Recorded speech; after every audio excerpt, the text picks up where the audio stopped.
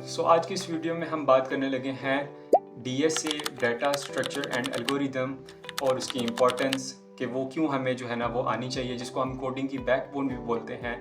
तो उसकी इम्पोर्टेंस के बारे में आज हम बात करेंगे। उसकी हम जो है वो लिमिटेशंस के बारे में हम बात करेंगे। और ये एक इम्पॉर्टेंट क्वेश्चन जो मेरे से एक सब्सक्राइबर ने भी पूछा कमेंट सेक्शन में कि क्या सिर्फ डीएसए का आना इस बात की गारंटी है कि हमें किसी टॉप रेटेड कंपनी में या फिर कंपनी में जो है वो जॉब मिल जाएगी। ठीक है, तो इसका जवाब आज की वीडियो में मैं दूंगा। और ये जवाब यही है कि आप का जो जिस्म है, ठीक है, हम कंसिडर करते हैं, सपोज करते हैं कि प्रोग्रामिंग है जो हमारे पास वो एक ह्यूमन बॉडी है, ठीक है, और फिर उस ह्यूमन बॉडी में जो बैकबोन है, जिस तरह हमारी बैकबोन होती है वो डीएसए है। अगर तो वो बैकबोन जो है वो काम कर रही है, फंक्शनिंग है, ठीक है, तो हमारा जिस्म काम भी करेगा साथ, ठीक है, हम चले फिरेंगे, सब चीज़ें करेंगे। लेकिन अगर वही ख़राब है, वही हमारी बैकबोन ही काम नहीं कर रही, तो फिर फ़ायदा, फिर तो हम बिल्कुल नकारा हो गए, ठीक है। और इसी तरह अगर सिर्फ हमारी बैकबोन ठीक है, बाकी हाथ नहीं काम कर रहे, पाँव नहीं काम कर रहे, तो फिर तो उसका भी कोई फ़ायदा नहीं है। तो अलोन स्टैंड नहीं करती डीएसए के साथ साथ और सब्जेक्ट्स जो हैं और जो प्रोग्रामिंग लैंग्वेजेस हैं और जो डिस्क्रीट स्ट्रक्चर हो गया, एल्गोरिदम्स वगैरह, इसके आगे बात करेंगे, वो भी ज़रूरी हैं। तो फिर आता है सवाल कि why DSA is important, DSA important है क्यों। तो जो कंपनीज़ हैं ना, टॉप रेटेड कंपनीज़ हैं, जिस तरह गूगल हो गया, अमेज़ॉन हो गया, हमारे पास मेटा हो गया, माइक्रोसॉफ्ट हो गया, इनकी जो जॉब प्लेसमेंट इंटरव्यूज़ होते हैं उसके अंदर जो सवाल पूछे जाते हैं वो मेजॉरिटी जो होते हैं वो डीएसए से पूछे जाते हैं। अब डीएसए में भी ये नहीं मैं आपको स्पेसिफाई कर सकता कि कौन से पूछे जाते हैं। डीएसए के भी इतने टॉपिक्स हैं, डीपी है, अरेज है, लिंक्ड लिस्ट है, ट्रीज है, बीएसटी है, काफ़ी टॉपिक्स हैं, हैशिंग है। तो उसके अंदर पूछे जाते हैं, ये इसकी इम्पोर्टेंस है, सही है।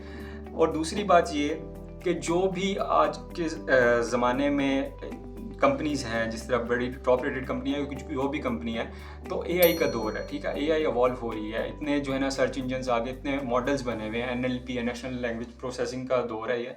तो अगर उनको सिर्फ एल्गोरिदम ही चाहिए होता है आपसे, ठीक है, तो वो तो ये काम एआई पे भी कर सकते थे, एक प्रॉम्प्ट देके उनसे एल्गोरिदम जो है ना वो मंगवा लेते, जिस तरह आजकल स्टूडेंट्स करते हैं चैट जीपीटी पे असाइनमेंट्स डाल लिए, कोई भी प्रोजेक्ट मिला प्रोग्रामिंग का, वो लिख दिया, प्रॉम्प्ट दे दिया, अच्छा वो आगे कोड कॉपी पेस्ट कर दिया। तो ये काम तो वो एम्प्लॉयर्स भी तो कर सकते हैं ना। तो वो हमें सिर्फ इसलिए रखते हैं कि डीएसए के साथ साथ हमारी प्रोग्रामिंग स्किल्स भी हों, और जो है ना ये सारी चीज़ें सॉफ्ट स्किल्स वगैरह और नेटवर्किंग वगैरह ये हमें आनी चाहिए। तो अब मैं बताता हूँ कि डीएसए इम्पॉर्टेंट क्यों है, ठीक है, एग्जांपल के थ्रू। आपसे वो जो है ना इस तरह के क्वेश्चंस पूछेंगे, जिस तरह हमारा एलएमएस होता है, उसके अंदर मल्टीपल यूज़र मतलब 10,000 15,000 एट अ टाइम एक्सेस कर रहे होते हैं, ठीक है, तो हमने उसको कैसे हैंडल करना है, उसके लिए हमें डाटा स्ट्रक्चर का ही यूज़ करना पड़ता है, मतलब अरेज है, लिंक्ड लिस्ट है, जो भी है। अगर हम अरेज और इनके डाटा स्ट्रक्चर के बगैर उसको करने की कोशिश करेंगे, मतलब 50,000 यूज़र है ना, और वो भी स्टैटिक नहीं है, वो भी डायनामिक है, मतलब कोई भी एक्सेस कर सकता है, तो आप क्या 10,000 वेरिएबल बनाएंगे, लाख वेरिएबल्स बनाएंगे, फंक्शंस बनाएंगे, तो इम्पॉसिबल है, ठीक है। फिर उसके बाद हम बात करते हैं लिमिटेशंस ऑफ डीएसए की, कि डीएसए की हमारे पास लिमिटेशन क्या है। तो सिर्फ डीएसए का आना लाजमी नहीं है, बिकॉज डीएसए जो है ना वो हमेशा रियल वर्ल्ड प्रॉब्लम सॉल्व नहीं करेगी। जिस तरह हमने स्टैक की बात की थी, तो स्टैक में एक एप्लीकेशन आती है, स्टैक मतलब लास्ट इन फर्स्ट आउट। तो एक वर्ड हो हमारे पास कोई भी, ठीक है, जिस तरह आई है, ठीक है, EYE, सही है, तो उसमें जो फर्स्ट लेटर और जो लास्ट लेटर है उसको हम देखते हैं, अगर वो सेम है तो फिर हम जो है ना वो उसको रिवर्स करते हैं और कहते हैं कि ये इसका बैकवर्ड रिवर्सल करेंगे तो फिर भी यही लफ्ज़ लेटर बनेगा हमारे पास, पैलिंड्रोम। सो अब जो रियल वर्ल्ड सिनेरियो उसके अंदर तो हमें कोई नहीं ऐसा बोलेगा ना पैलिंड्रोम करने के लिए, तो हमें ज़रूरी नहीं है कि हमेशा डीएसए जो है ना रियल वर्ल्ड प्रॉब्लम सॉल्व करे। और साथ साथ जो हमारे पास इंटरव्यूज़ कंडक्ट होते हैं उसके अंदर जो है ना वो इस चीज़ से ज़्यादा फोकस इस पे रखते हैं कि लॉजिक बिल्डिंग कितना कोड को शॉर्ट करके लिख रहा है, कितना ऑप्टिमाइज़ कर रहा है कोड को, साथ इसमें जो है ना लॉजिकल अंडरस्टैंडिंग है कि नहीं है, और इसके साथ साथ soft skills that matters the most. तो मतलब इन शॉर्ट कि हमारे पास जो है ना वो सॉफ्ट स्किल्स भी होनी चाहिए, सिर्फ हम डीएसए पे रिलाई नहीं कर सकते।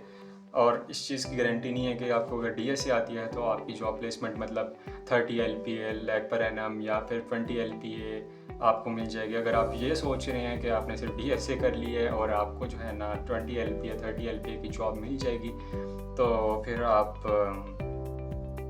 ख्वाब गफलत में। ओके, सो इसके बाद हम बात करते हैं इंपॉर्टेंट टॉपिक्स ऑफ DSA की। अब DSA के जो इंपॉर्टेंट टॉपिक्स हैं उनको मैं 3 कैटेगरी में डिवाइड करता हूँ। सबसे बेसिक कैटेगरी है ना, फर्स्ट कैटेगरी वो बेसिक है।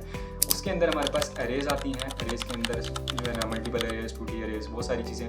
फिर उसके बाद हमारे पास सेकंड नंबर पे आ जाती हैं लिंक्ड लिस्ट, उसके अंदर भी single linked list and double linked list both. फिर उसके बाद आती है स्टैक, और स्टैक के बाद आता है हमारे पास जो है क्यू, और क्यू के अंदर भी जो है ना प्रायोरिटी क्यू हो गया, सर्कुलर क्यू हो गया, सिंपल क्यू है, वो भी चीज़ें आ गई। तो ये बेसिक है। फिर उसके बाद हमारे पास मीडियम के अंदर जो आती हैं चीज़ें वो आती हैं ट्रीज़ वगैरह, मतलब binary trees, binary search trees, recursion क्या होती है, हैशिंग क्या होती है, और ये चीज़ें बैक ट्रैकिंग वगैरह, ये सारी चीज़ें आती हैं। और फिर जो थर्ड कैटेगरी होती है हमारे पास, जो एडवांस कैटेगरी है थोड़ी, उसके अंदर अगर हम बात करें तो हमारे पास आ जाते हैं ग्राफ, हमारे पास आ जाती है डायनामिक प्रोग्रामिंग। डायनामिक प्रोग्रामिंग बहुत इंपॉर्टेंट कॉन्सेप्ट है, ज़्यादातर इंटरव्यूज़ में इससे सवाल किया जाता है। तो ये थी आज की वीडियो।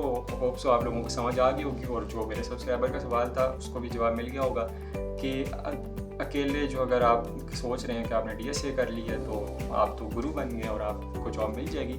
सो अनफॉर्चुनेटली ये बिल्कुल गलत कॉन्सेप्ट है आपके दिमाग में। तो आप जो है वो इस चीज़ पे काम करें, ठीक है, DSA भी करें, साथ साथ बाकी चीज़ें जिस तरह हमारे पास डिस्क्रीट स्ट्रक्चर हो गया, जिस तरह हमारे पास एल्गोरिदम्स हो गए, जो है हमारे पास OOP हो गई, ऑब्जेक्ट ओरिएंटेड प्रोग्रामिंग, इस तरह PF प्रोग्रामिंग फंडामेंटल में आप कोई भी एक लैंग्वेज उठा लें, पाइथन उठा लें, C++ उठा लें, या आपकी जो भी जिस तरह वेब डेवलपमेंट करना चाह रहे हैं तो उसके लिए आपको CSS आनी चाहिए, जावास्क्रिप्ट आनी चाहिए, ठीक है। अगर आप साइबर सिक्योरिटी की तरफ जा रहे हैं तो फिर आप पाइथन कर लें, या C++ कर लें, या C# कर लें, ठीक है।